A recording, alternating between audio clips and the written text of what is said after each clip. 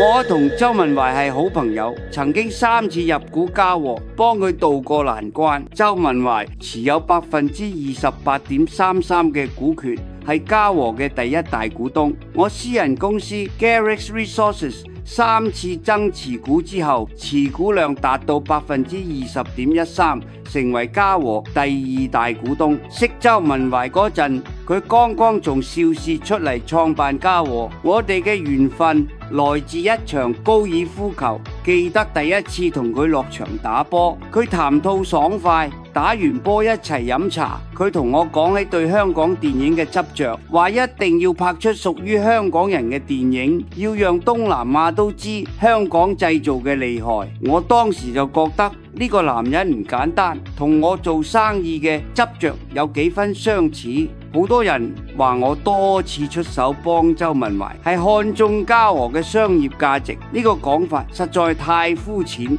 我第一次幫佢係因為一場澳洲股東嘅惡意收購。嗰次香港電影業唔景氣，嘉禾內憂外患，嗰個澳洲股東想低價吞併嘉禾，周文懷唔會輕易求人。嗰次竟然係佢主動打電話俾我，我二話不說就決定出手。我大筆增持嘉禾股份，嗰個澳洲股東見我入局，知道冇機可乘，最終只能退出。2年之後，林建岳又對嘉禾虎視眈眈，發動惡意收購。我主動打電話俾文懷，隨後再次加大持股力度，成為嘉禾嘅重要股東。林建岳見我態度堅決，知道呢場仗冇得打，收購計劃最終化為泡影。